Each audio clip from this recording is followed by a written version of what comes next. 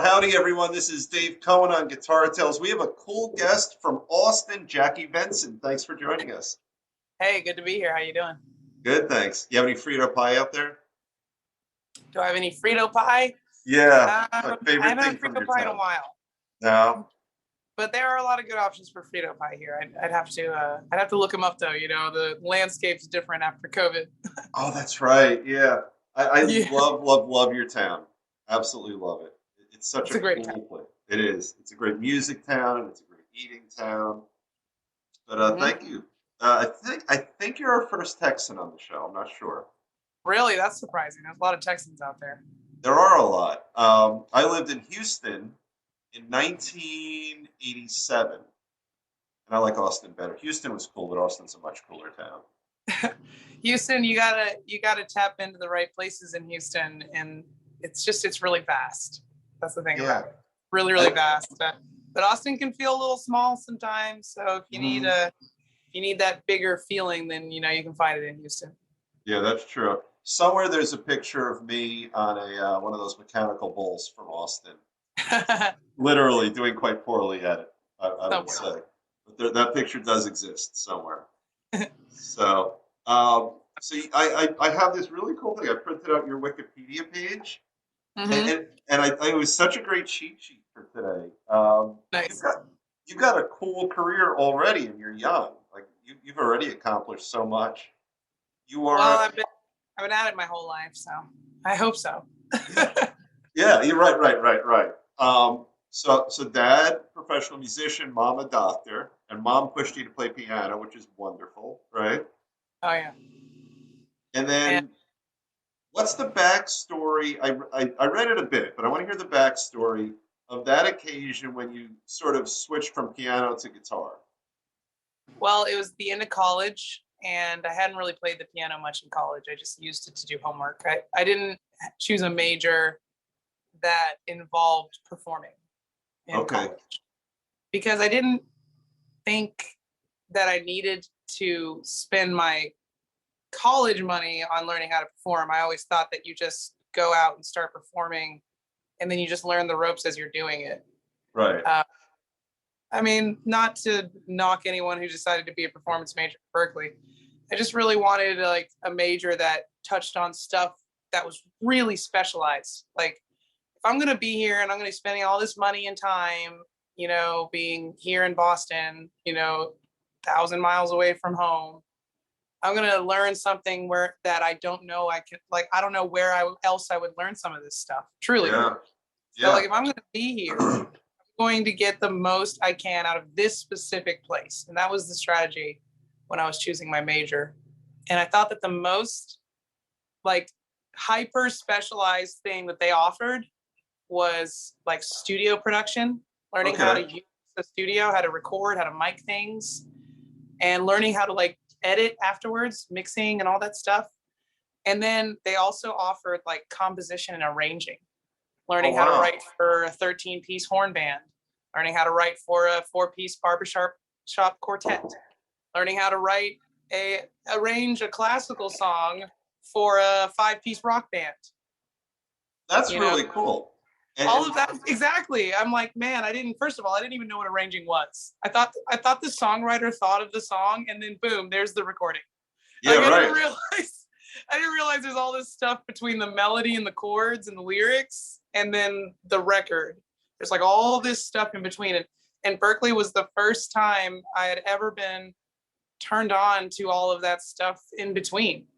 You Right. know, a lot of connectors happened. I was like, oh, that's why it says composer, and then separately it says arranger. That's why, oh, like it Did was you like do this that in huge class? moment. Did you just like make that noise in front of everyone? Yeah, I was like, oh, it was a long O, you That's know, cool. a And mind blowing, just oh, the stuff you we know what I take for mean? Like, granted. I'm so dumb at times. I forget how much music goes into the TV shows and movies I oh watch. my Like, god, yeah, that stuff is intricate, man. yeah, like I take it for granted. Like there's We all people, do. yeah, right, taking advantage of their creativity, working really hard to help move the story along, and I just watch the show, and I kind of don't Well, that's appreciate it. okay. Yeah.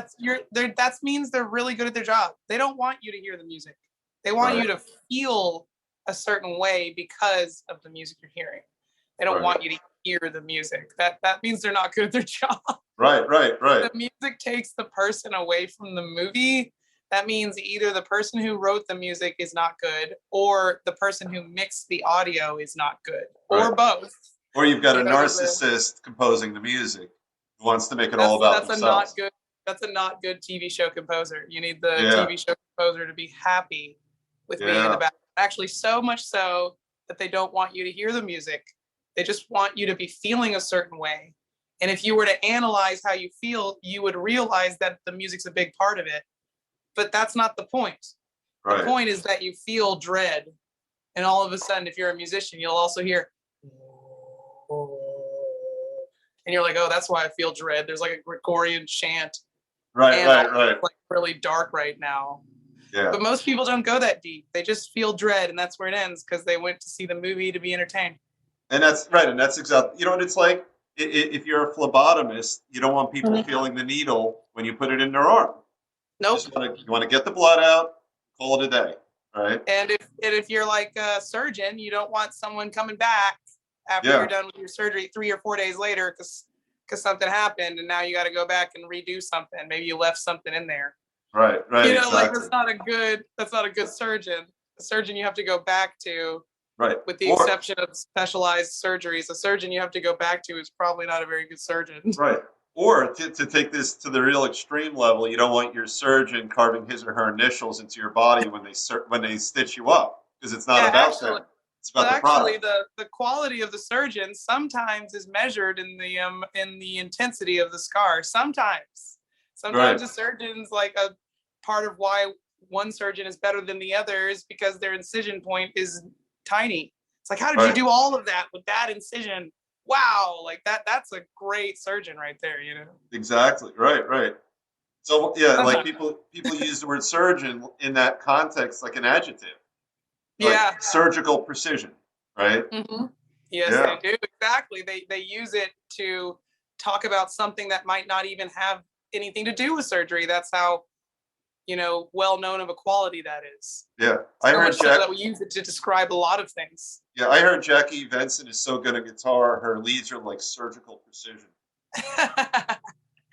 Actually, Yeah. I'm going to be honest that I would consider that a compliment, but an inaccurate compliment. Right, you I want to don't be think- looser. Yeah. I don't think I'm a surgically precise player. I think I'm more of like a off the cusp, however I'm feeling right in that moment. I might be having clammy hands that day, so I'm just holding notes. Right. Yeah, and I've watched your videos. They're great, and that would not really be the. I mean, you don't even aspire to that. You wouldn't That's not want my that. style. I mean, there Yeah, are some people who are surgically precise when they play, like Joe Bonamassa or Eric Ailes. Yeah. Like, those people are like, whoa. But then there are people who are also like, they're like, whoa, but in this different way, to where it's almost like they're lightning in a bottle and they never sound the same. And like you can't predict what they're gonna do. And I feel like Buddy Guy is that way. You never know how that guy is gonna sound, man. Right. You only know how he's gonna sound the moment he starts sounding. Right. Right. And it could be his best day, it could be his worst day. Either way, he doesn't give a shit. He's just playing. And like I love that because I came from classical piano. And classical piano was like, you're not playing the song right. You missed 5 notes and you didn't hold that rest long enough. And I'm like, hey, so how did it sound though? Like, did it make you feel good? Was it nice for you? And they're like, well, you missed 5 notes and you didn't hold that rest out long enough. I'm like, okay, I can't do this. Yeah, and you just gave the great segue. So set up the scene for us, and whether it was like a slow decision or like a snap decision, when you picked up guitar, was it in 2011, right? Okay, so it was like this. It was like standing at an intersection of like 5 different realizations. Okay, so let's hear it. One of it was like a 5-way intersection of realization. So one realization was, okay, college is over and you're 21 and you're not old. Like you could get away with living with your mom for a while, but like you got to have a direction, right? Like it's okay to like rely on your parents because you don't really have a lot going on. But it's not okay to, I don't think it's okay to do that without any idea of a direction. Like you need to be trying something. You can't just like, unless you're caretaking for your parents, that's a real job. Right. You know, like you can't just like sit at home and be that kid that sits at home and screams at his mom to make him some meatloaf. You can't be that person, okay? While playing video games. Yeah, while playing video games and you're not even like, you have no idea what you want to do with your life. Like there are a few exceptions where it's okay to be that person. I don't want to be that person. I always want to feel like I'm going in a direction, like my life is going somewhere. You know what I mean? Oh yeah, like, absolutely. And I don't need to feel that way because I'm like trying to be some millionaire or whatever. I just need something to do. Like when I open my eyes in the morning, all the infinite possibilities of life, I need to narrow it down. So, do you know this what I is mean? I do. So you're at this That's 5 one way. realization. You're right. So you've got that 1 out of 5. So let's hear about the other 4-ish at your intersection. Another realization was I definitely want to perform. I want to perform. I want to be the front person of a project, and I want to perform. Like, and I want to like be able to operate independently of a band or have a band also. I don't want to be held back by like, oh, I can't get these 5 people together. So that narrows down like the instrument I'm going to be playing as the front person, because like it was default I got to be playing an instrument, right? Yeah. I got to be playing an instrument if I want to be able to operate independently. I got to be able to accompany myself on something to take solo gigs, right? So that was the second realization. I'm going to be playing an instrument and singing. I want to be the front woman of a project. I really like the hours. I really like the money for the amount of hours. Yeah. You know, like by hours you mean late hours, not. Yes, the schedule. Like you don't have to wake up early to go do this job. Like I know I have the first realization leads me to I need a job, right? Yeah, right. The second realization is I want that job to be somehow leading some kind of music project, whether it be a cover band or I hosted karaoke for a while. Oh, I really? should be able to like, yes, I can provide entertainment for your event. This is my rate. Like that's the job. That's the job. And you feel good. You're being productive. You're entertaining people. I have an idea. When I tell my mom I need to live with her for at least a year, I'll tell her what my idea is. I'm going to live with you for a year and go try to build this client list of people who hire me to perform. Right. That's all I was thinking about. I hadn't written any songs. I hardly even knew how to play the guitar yet. Right. A lot of my early gigs were on the piano, singing with a wedding band. So no playing, no instruments, just singing with a wedding band, or playing the piano and accompany myself. These were all, hosting karaoke, hosting open mics. Those were a lot of my very early jobs when I got home and didn't know how to play the guitar. Right. Now, is this when you were Jackie the Robot? I had to look at my notes. No, Jackie the Robot's brand new. All right, so we'll come to that. All right, we'll come to that. All right. A whole different thing. We'll come back to that. Yeah. So we're still at our intersection. So let's talk about the other. Third realization was I don't like how my songs that I write sound on the piano. All of my songs that I write on the piano are sappy and ballady, and I don't know how to change that. I don't know how to write anything rhythmic and upbeat that doesn't sound like forced. Mm-hmm. Walking on sunshine or like some stupid. I'm like, no, I want this to sound like a real song. Like the people I really look up to, like Stevie Wonder. Like his songs sound like they're like aural beings. They're not just like some words that he threw down. Like they're arranged, they're thought out. The melodies are really like standalone. The horn arrangements, it's like a complete masterful thing that like has existed on its own now and has legs. And it does work for Stevie Wonder without Stevie Wonder even doing anything. He's still getting paid off of songs he wrote and recorded 50 years ago. Right. And you, for whatever reason, piano wasn't the vehicle for you to get that done. I could not get that kind of song out of the piano. I could maybe like one out of every like 100 songs I wrote were really good songs, but still slow. Okay, and sappy and theatrical. And I didn't know how to change it. I tried to start a band with that kind of music. It was just the gigs. People just wouldn't listen. You know, like everybody, like, when you know how to read a crowd, Yeah, I yeah, would play yeah. these gigs on the piano and I'd be like, they Is don't it? want to hear this. And it's not their fault. Yeah, Like, I came here with this material and started playing it, and this is their natural, completely true, unadulterated, 100% the truth. This is how they feel about it. They're showing you yeah, how they feel about it without throwing tomatoes at you. You should be grateful that you're getting this information, right? yeah, yeah.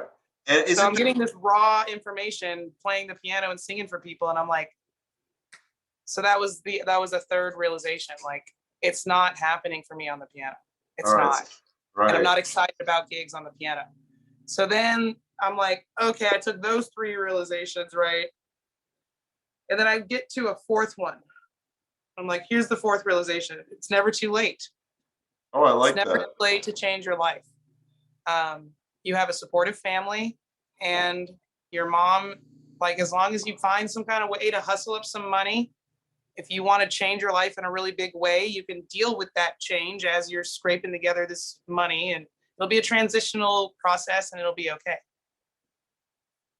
All You know? right, so then we got four. I like that one a lot, and you're talking to an old fart right now. And Yeah.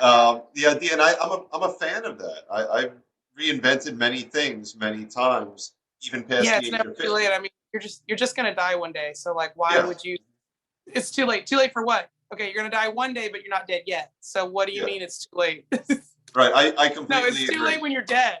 And And so it's almost it's a real depressing thought that whether you're 21, hey, I'm done with college, I can't change because I focused on piano in college, or whether yeah, you're 40 or exactly. 50 or 60, we could hop on Wikipedia and find all sorts of people who reinvented themselves. At 60, and they in the Yeah, last quarter or whatever of their life was amazing. And so, like, yeah. yes, it was worth it. 100%, it was worth it. Well, let me Like, ask you. like Yeah, you can regret all the time that you didn't do it, or you can start doing it and gain all this time that you did it. right. And there's something, we had this guy Vic Ramos on, who's just a wonderfully eccentric guy who acts, he sings, builds guitars, and he cooks, like just all sorts of Nice. stuff. But one of the things I asked him about, and I've asked other folks about, we had Kenny Dubman, who stopped playing guitar and fished for 10 years, and then went back to guitar, which I Great. think is cool, right? And Good for him. when you switch, I think what happens, I've had this theory, and I like to always run it by people, and you're younger than most for this issue. I think for a lot of folks, the muse stops talking to them after a certain period of time. But I've also sensed with our guests that when they switch medium, they're still doing something in the creative realm, and they Yeah, switch the vehicle they use. It sort of re-energizes their creative juices. I don't know. absolutely. Yeah, you were a kid when you did it at 21, but did you feel a little bit of that when you went from piano to guitar? I was stoked. Okay, so check it out. So the fifth and final realization Yeah. was, um, I have, like, good ideas have lonely childhoods, and combine that with, I have a support system. Good So this, ideas of lonely childhoods. yeah, but I have a support system. So Yeah. basically, the fifth realization is this is going to take time to make sense to anybody else but you. It's going Right. to take time. But if you set yourself up, either you can be your own support system, or if you have a great support system around you, they're going to trust you. It's Right. just that you got to work really hard. You got to, like, show them that you're really going after it. So, like, I would Right. practice for like 6 hours a day ever since day one. Day one. That's great. I went to Guitar Center with my dad, and we bought a guitar because I had him help me pick it out. He's like, you got to make sure the neck's right and all this stuff. I didn't know anything about it. And my dad plays bass. So my dad was like, I'll just come with you. Right. And me and my dad bought my first guitar. And When you get. I got a Fender Mexi Strat.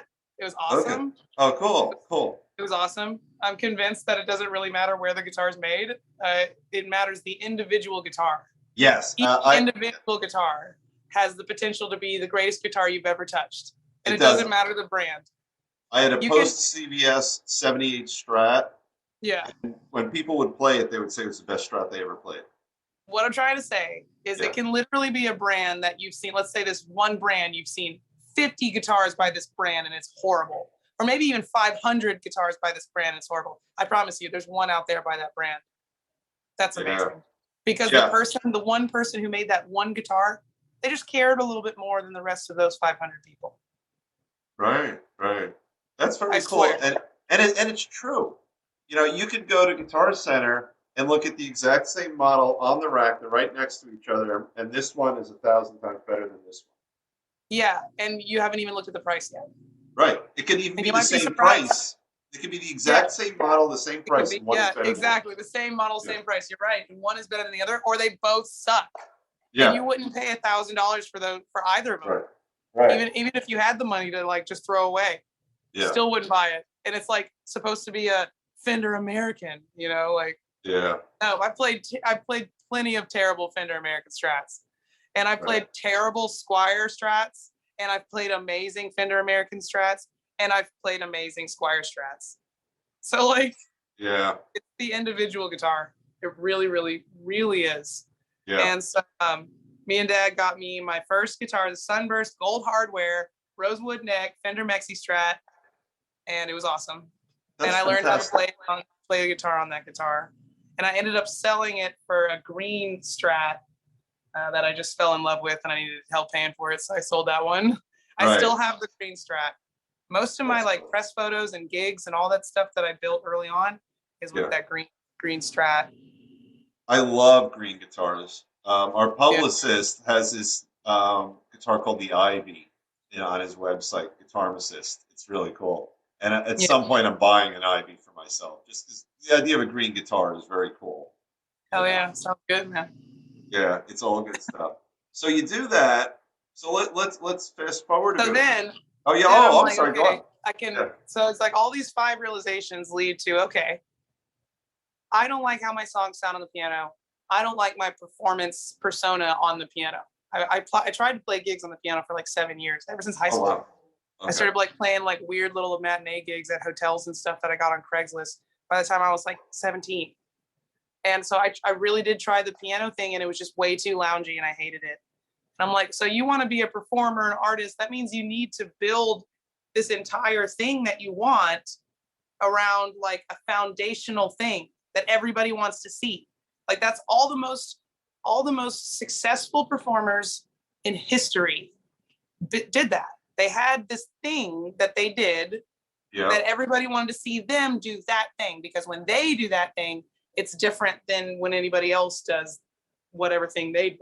Yeah. This person doing this thing is like the thing that I want to see.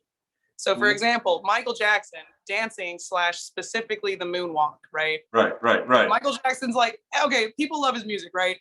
That's not why they go for the shows. No, they go to the shows and they watch the videos and they love the songs because they can try to do that thing that he did while the song is going in the club. You know, like that's what they wanted from him. They want to see him dance and they want to see him do the moonwalk. Yeah. And then also he had great songs, so they want to see him sing those songs. You need that at the very least. You need the great music. You don't always need the great songs. Sometimes you can have like really cool dance moves and really great costumes, and sometimes that's enough. You know, it's everybody's thing is very subjective. You know what I'm saying? Yeah. So let's talk about your thing. So how did you search for it? Well, I'm like, okay. I saw it as you asked if I had like these cool creative juices that like rejuvenated me. What was cool was these 5 realizations leading me to this analytical period where I felt like I was looking at my own life as a blank canvas, and I was able to literally, like, with my own hands, not with the help of my parents or not me trying to copy somebody else. I felt like I was looking at this canvas, and I felt like I was like this age where I wasn't old. And I thought, and it was exciting.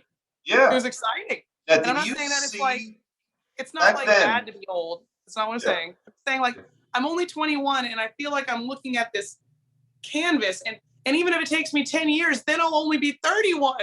Yeah. Mm-hmm. By the way, I am 31 right now, which is freaky. I know that from this. But anyways. I studied you. Right here. What I'm trying to say is like I got excited by like I didn't give a shit about how much work it was going to be. I didn't care. I'm like, look, there's no way it's going to take longer than 10 years if I put as much work into it as I plan on putting into it. So this is exciting. Even though it's like a lot of people get overwhelmed, no. If I'm going to be alive for at least the next 10 years, this is exciting. Yeah. Did you I don't know care that it how was, hard it's going to be. in your mind, had you identified those 5 things, or was it more general back then? When did you figure out it was 5 things? It was all of those. I figured it out in the moment. I mean, it wasn't like I woke up one day and was like, all right, there are 5 things that you need to analyze in your life. Like, no, I just was mentally kind of like vision boarding. Gotcha. You know what I mean? Yep. I vision boarded. Vision boarding is good. That's fantastic. And what's really cool, 21's a great age to take stock of your life, take stock of your goals. Where do I want to be? And just blow everything up. Yeah, my parents are still alive. They're able to still help me. If I fall, I still have a little bit of a cushion. Yeah. You know, like I saw it for what it was. I saw the time in my life for what it was. I wasn't like beholden to some idea like I needed to be some child prodigy. Right. I saw like I need to be famous by the time I'm 23 or else I'm never going to make it. Like some people really think like that. And like, it's insane, by the way, because 23 is like, you're like an infant. Absolutely. So it's really crazy to think that you have to achieve anything by 23. That's insane. Very few of us do. I mean, some do. Nobody does. And the ones that do, some of them are very troubled. Yeah, well, that's definitional. Absolutely. Very. Did it almost feel like an out-of-body experience, like you stepped out of yourself, and then you were looking at yourself objectively? That's pretty cool. Because I saw it as a problem. It was causing me anxiety. I'm like, what am I going to do when I go home? I'm not just going to be like the rest of the people who never left town. Like, just, all right, I guess I got my job and now we go drink on Fridays. Right. Like, no.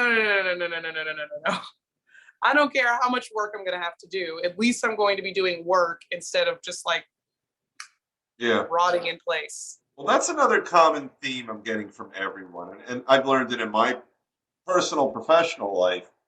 I don't know that I've ever met anyone who has achieved real success without real effort.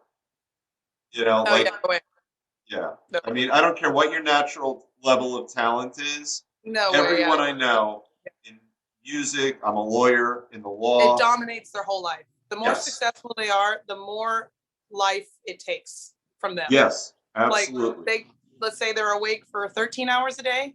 The more successful they are, the amount of time they spend in that 13 hours working. Yeah, actually, probably a truly successful person is probably awake for like 17 hours a day. Yeah, right.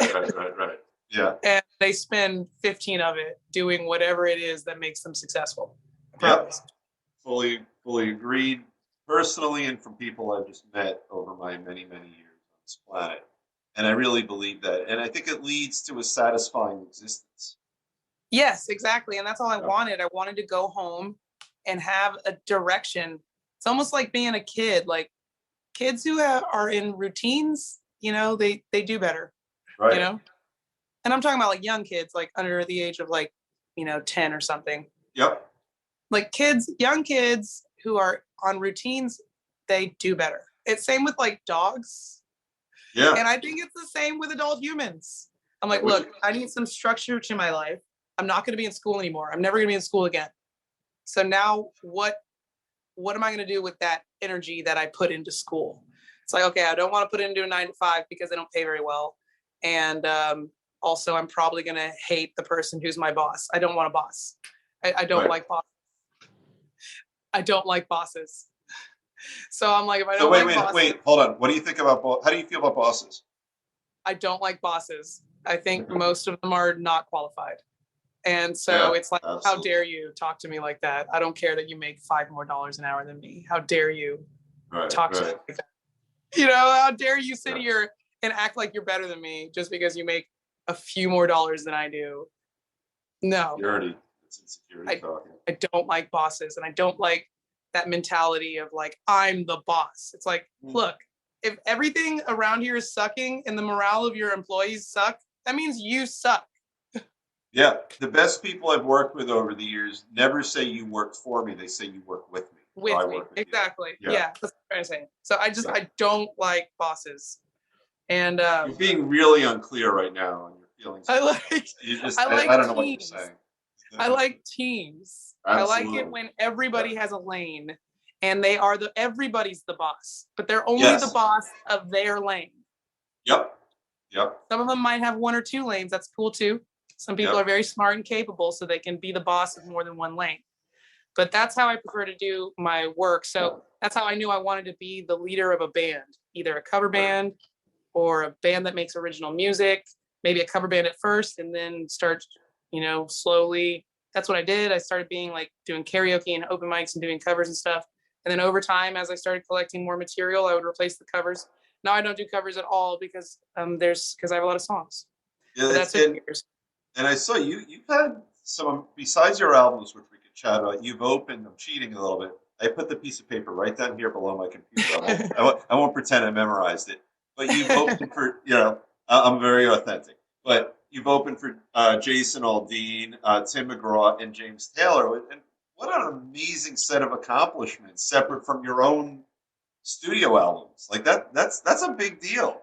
To get. Well, yeah, it led me to some fans, so that's good. Yeah, it's amazing, and those Yeah, are discerning fans who, those are all very really talented folks. indeed. And for And you to, also folks who have fans that really love the songs, and so like it's the type of audience you want, where they come to hear the yeah, songs that they listen to on their own. Not everybody just listens to music, so no, you have to find. That's why those opportunities actually mean something, because yeah, those people listen to those artists' music and have for years, which yep, means that they have that within their list of behaviors. right, And right, so, as an artist who does original music, you want to play in front of people whose behavior is to listen to music on their own time, learn it, get attached to it, and then come want to see it live. Like that's the exactly kind of person you want to target. yeah, So, because those three opening for artists like people, that, yeah, they're all people who've made their careers. Those three folks, Jason Aldean, Tim on McGraw, their and own James music. Taylor. Yeah, Yeah, yeah, and quality writing that's meaningful. You yeah. know. And so yeah, for you to introduce your brand to them, that's the perfect audience for you because they appreciate what you work toward, what you strive to accomplish. Well, they've stuck with me ever since they saw me there. So That's fantastic, and it that's gotta, all worked out really excellently, and I and that's appreciate. got to be hard, right? So they didn't come there to see you yet, right? Anyone It. who's seeing you for the first time, they've come to see someone else. Like, all right, let me Yep. see who the opening act is, and so that's a different level of responsibility, right? For it's you. it's the perfect amount of responsibility. Okay. It's the least amount of responsibility I'm ever going to have in my life. And the longer I'm alive, that low level of responsibility, Right. uh, or lower level of responsibility relative to when somebody is coming to see an artist who they've listened to for 40 years and they actually Yeah. probably know the words better than you. Right. Right. Right. That's a pretty high level of responsibility. Right. Because James Taylor's been around probably for 50 years performing. Yes, some Tim of these McGraw. artists, they use teleprompters literally so that they don't forget their own lyrics, because maybe they have like, oh, I don't know, 200 songs. Yeah. And And so they use teleprompters because the people in the audience also paid like $115 yeah. Yeah. each. And so there's not really any room for like, oh, dead dodo brain. There's no room in that ticket price for dodo brain. That's So a right. lot of these really big artists, they use teleprompters for their lyrics. That's something. Yeah. Have Mhm. you had any interactions with any of them? Like, or No. would you? Oh, hell No. no. No way. That's funny. That's right. No. Hey, there's no opportune time to do it. So a funny little thing. So when you Huh. and I we were setting up before we went on, you went out to get your buy drink, and I'm Yep. looking behind you, and I just thought this would be funny. Yeah. I don't play piano, but I'm looking at the keyboard behind you. This Yeah. thing is this is probably 15 years older than you. Oh my God, that's amazing. It's a crappy Casio. It's that smaller has. than mine. Mine's a little more. I'm just saying, it's more compact than mine. I'm impressed. Well, this is junk. It's literal junk. But our publicist and I, when we were in a band together in 1982 or three, Hmm. 1981 and 1982, he would play this sometimes, and I mean, if it sounds like something and that sound can't be recreated, then it's its own thing. it's kind of, Doesn't yeah, matter it how is much it kind of costs. cool. And you cannot play a chord. You can only play one note at a time on it. Good. True That's a, synthesizer. but if you look here, it's got it's a sampler from 1980. So you can actually like talk Wow. into it and play it on the keyboard. But Wow. so I saw your. I know that's a real keyboard, and this is plastic junk. But I just thought it'd be funny It for might everybody in not the be base. junk, man. I mean, it might sound really Well, it's good. wonderful junk. It's Might wonderful might be junk. the thing that breaks the album. That's all I gotta say. It's true. Yeah, I mean, you look. I always like to talk about the fact that way back in the day, to get really good distortion, the Kinks would take a razor blade to the speakers to There you create go. distortion. That they didn't Yeah. pay any money for that. They did the opposite of pay There. money. Well, actually, they did. They did pay Yeah, money for right, that. right. We all Yeah, found out years and years and right. years later when we all found out how record deals work. But yeah, they did pay for that for sure. That's very true. It's very true. 100%. Yeah. So let's talk about your studio albums. Talk about the process, what you put out, and all that kind of interesting stuff. Well, I use a sampler.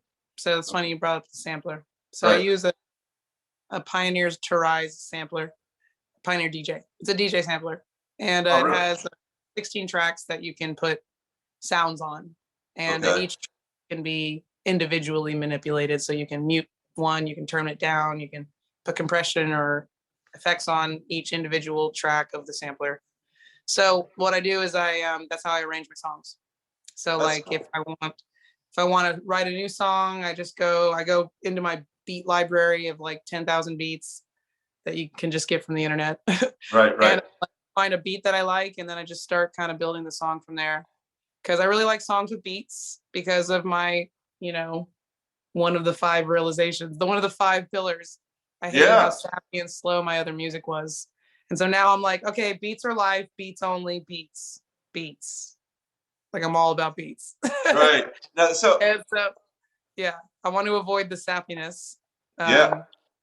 And I want people to like listen.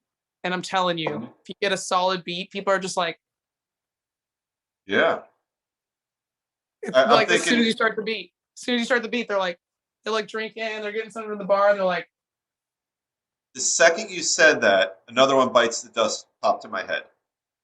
Like Billie this. Jean. Oh yeah, absolutely. Yeah. Now that's in my head. Any Yeah. Aerosmith or AC/DC song. Yeah. I've listened to anyone. Even the Yeah. slow, sappy ones are like, do do, but do do, boo boo. Like even the slow, sappy ones, like I don't want to miss a thing. That has a pretty heavy rock beat in it, actually. Yeah, it does. Yeah. So even their slow, sappy songs have heavy beats. And Yeah, that's they didn't lose their man card when they yeah, wrote that's those slow sappy songs. exactly, and that's the influence of rock and hip hop on just everyone, Yeah. just permeating, and Yeah. like all music after like 1940 is Yep. just like they all have one thing in common, and it's beats. Now, do you think? Yeah.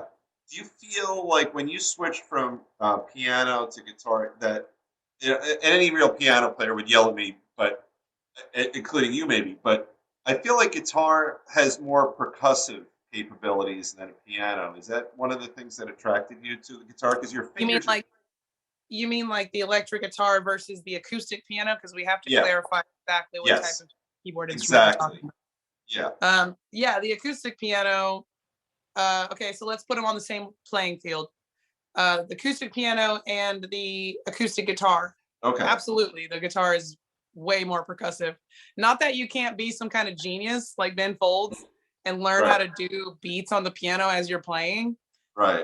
It's not gonna be as like thumpy and like Mhm. as like the subdivisions aren't going to be like as crisp, and the thump isn't going to be as thumpy as if you were to beat in an acoustic guitar, Right. especially a direct in acoustic guitar. If you were to beat it and play beats on it and do those notes, like that's like a whole genre of like Right. acoustic guitar players who like play these instrumental alternate tuning opuses, and they do beats on this at the same time, and they Yep. do like I've a seen bunch of that. harmonizing and Yeah. harmonics, and Yep. they like Yep. they literally like it sounds like a literal cajon. Yeah. And there are some people who have gone that direction on the piano, but it's not the same. I always felt like, and I always like to clarify and qualify that I'm not a good guitar player, so I don't want to put myself on that level. But I love the guitar, and so I feel like one of the differences is that the guitar doesn't have a middleman between your fingers and the strings.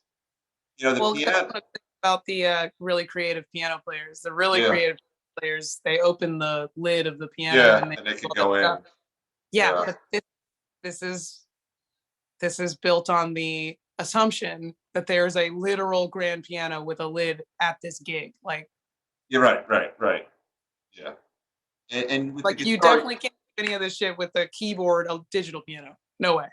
Right. And it's like there's a guy I saw out of Australia who's got I don't know if it's a Hammond, but he's got the whammy on it, Oh, a Hammond? Oh, and okay. he does You some just crazy switched the shit on whole that. conversation, and we're not talking about Hammond organ. I know, and We were and this, talking. No, that is that's the first synthesizer that was ever invented. yeah, I know, The very and first like keyboard synthesizer ever in human history was the Hammond organ. So yeah, like that thing is amazing. it's a monster. It is just as percussive. It is literally the only keyboard instrument that stands up to the electric guitar. Yeah, It's I would, just as percussive. yeah, It's got huge range. You can do that thing, that bubble. It's literally yeah, it's the exact amount of percussion yeah, capabilities if you learn how to play it correctly. yeah, And also it has the same amount of like unlimited different tones. So like yeah, if you're leads and you want to switch to a different pickup to make that lead scream a little bit more, you can do the same exact thing with the drawbars on the yeah, Hammond. And yeah. then here's where the Hammond one ups the electric guitar. The freaking bass feet piano pedals. Oh, that's You can true. do all Yeah, of it. So you are literally three people. yeah, In the left hand, you can play the rhythmic percussive rhythm part.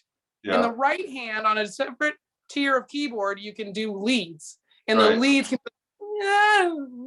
the leads are like real because you're doing the bars and you're doing the volume pedal, right? And you're doing the Leslie intensity. And then in Yeah. your feet, you can play the freaking bass line. Yeah, well, you make me think of Geddy Lee, who does that. Except when he does it, he's got a bass in his hand, and he's playing with one hand, and he's got this hand on the keyboard, and then he's got his foot on the keyboard. If you've ever seen that, and he's singing. Which, dude, if I ever played if I ever learned another instrument, it's going to be the Hammond organ because I'm already halfway there because of the fact that I play the piano. So I'm already halfway there.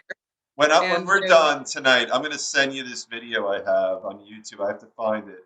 The name of the song is "The Only Cure for the Blues is the Blues." Like it's a little word play. Nice.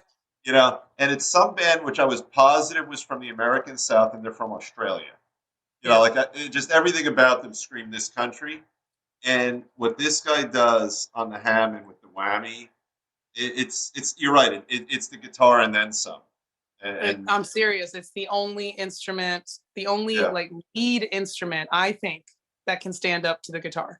Because the other famous lead instruments, a lot of them are horns, and horns can't play chords. Right. So automatic, like, boom, you've halved your capabilities. Your ceiling is lower. Yeah. Because you can't play chords. You always have to get other people to play the music for you, or you got to get real good with those tracks and make it not cheap. Yeah. You know what I'm saying? Yeah. So a lot of the lead instruments don't have the chord in the full range of the like scale range, right? Yeah. But the piano has a way bigger scale range, but the acoustic piano has less tonal and percussive options.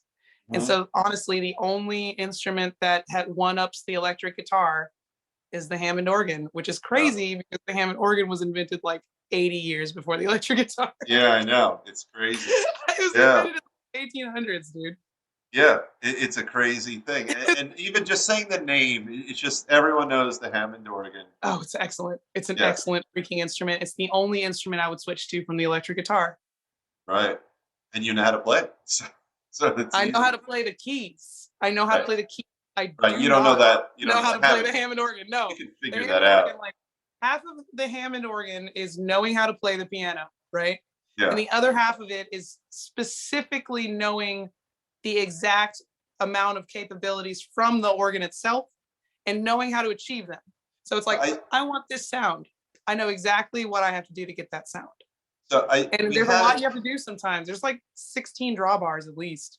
we had um we had a musician on it. I want to say it was John D. Nicola. He had us either on his iPhone or his iPad. We went through his barn, and we were just looking. He had an old Leslie speaker. He had everything, and I think he gave in Nice. his tour. I think we had a Hammond in there too, which was pretty Nice. cool. Yeah, but he had like a 19 whatever, like 62 restored Leslie cabinet, which was pretty cool. But yeah, the Hammond is just as iconic as that. It's like a whole world, man. If I Yeah. if I learn how to play another instrument, that is going to be the instrument I learn how to play. You know what we're gonna do? We're gonna do this show if I'm still kicking. When you hit those five different areas you have to look at when you're 61, uh, Yeah. then that's when you're gonna switch to the Hammond. You're gonna do guitar for 30 more years, right? And then No, when I you're think the Hammond's 61, gonna be 41. all right. Well, then I'll probably there's a higher likelihood that I'm still on this planet at that Yeah, I was point. thinking my 40s could, my 20s was the guitar, my Yeah. 30s is probably gonna be the guitar, and then I think my 40s will be the Hammond organ. All right. So we'll do a guitar tales, and we have it scheduled now in 10 years from tonight. All We'll right. get you that. Now, now let me do this before I'm looking at. I'm looking at the clock. I love the shows. Which in all candor, most of our shows when the time flies. We've been chatting for almost an hour already, Wow. and yeah, and because it's fun, it's relaxing, it's fun. But I want to talk about, and again, I have to cheat. I always like to say when I'm cheating, Jackie the Robot. What the hell is Jackie the Robot? And let's talk a little bit about that. Okay, so Jackie the Robot's a different intersection. Okay, let's talk about that intersection. So intersection number one, I've always wanted to be a DJ. Okay. I see it as like the coolest, also like the most creative without the blocks of like learning curves. Mhm. Learning how to play any instrument is extremely difficult. Like Yeah. any instrument, to the point where whatever you think you can get out. Like you think it and it's an idea in your brain and nobody can hear it but you, and you pick up that instrument and you can just play it, whatever it is. That takes decades, Mhm. right? Yeah. Sometimes you just want to have fun. Right, right, right, right. Sometimes you just want to be like, I wonder what this would sound like if I did this and this and that.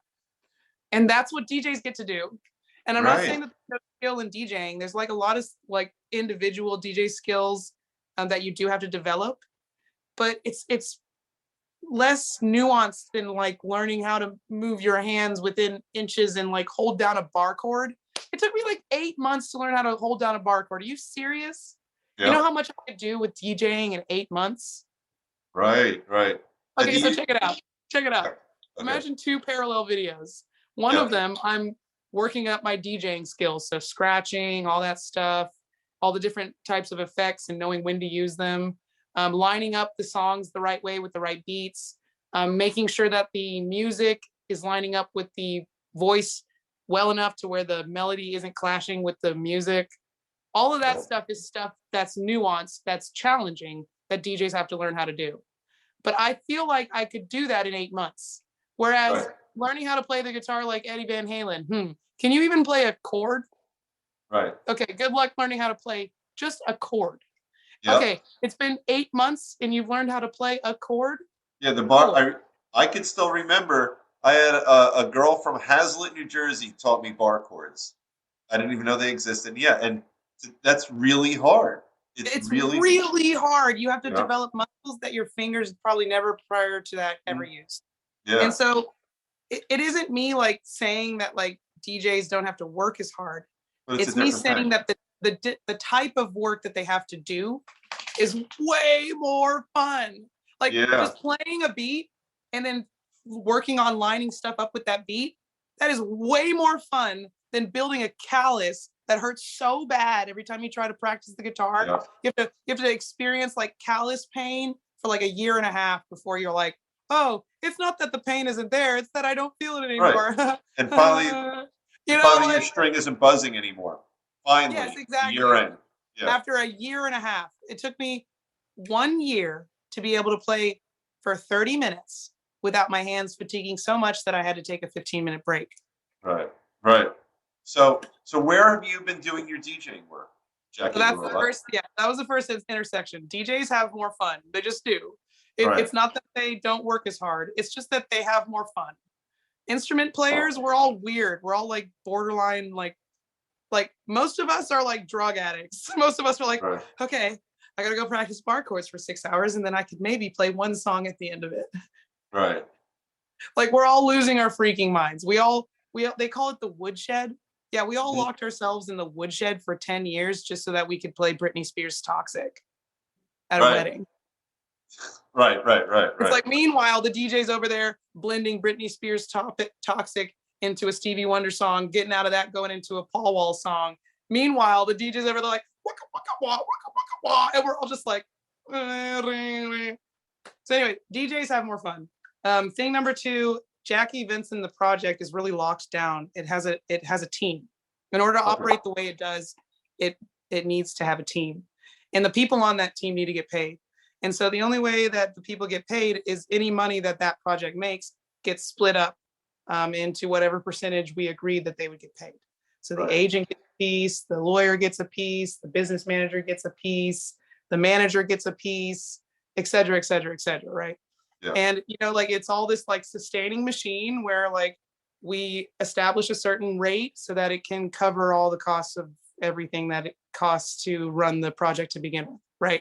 Right. So I can't just be like, oh, friend of mine who's in this other band, let's do a show together. It's like, nope, got to turn on the whole engine.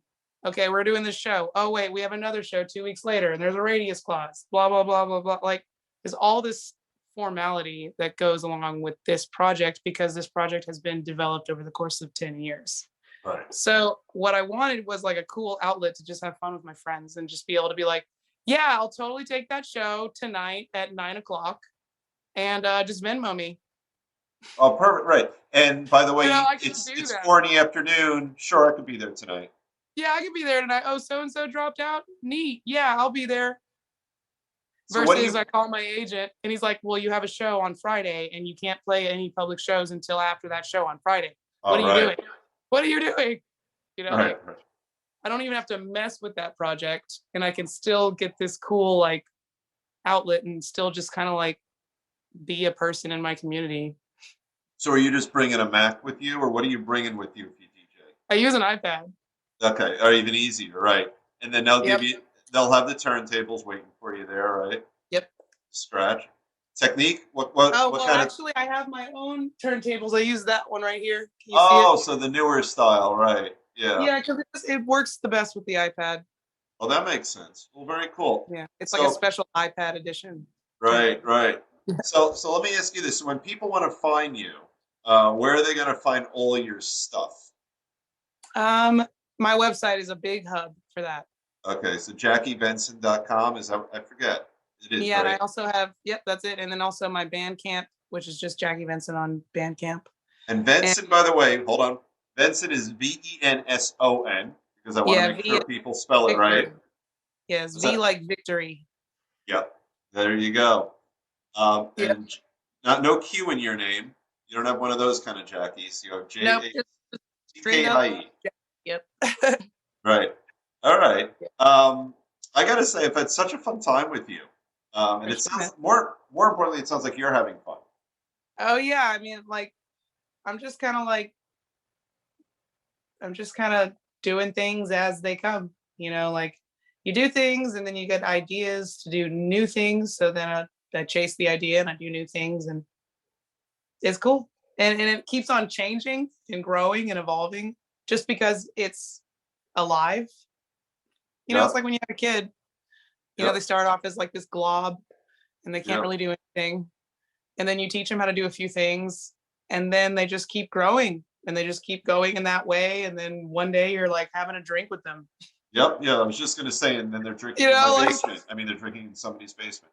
But or one day yeah. you're drinking with them and you guys Oh, are having a absolutely. conversation about your jobs or something or whatever. Yeah. Like it's just really cool to put this music in motion and see where it goes. It grows legs and it goes somewhere, and I never know where it's going to go. And it's like endless excitement. Well, I like the fact that you have a lot of positive energy about your creativity. I think that's great. Well, I only established that by being independent. It's the only way That's I can do it. and that goes back to way back at your 5 points, right? Yeah, I hate having a boss. No Yeah, bosses. that's perfect. That's a perfect way to end it. We are anti-boss on this show. Yes, I am anti-boss. I'm only down for multiple bosses, Perfect. Well, not I one. perfect. Well, have a wonderful night, and I gotta say this has been a lot of fun. Indeed, man. Thanks for having me. Thank you. Take care, everyone. Bye bye.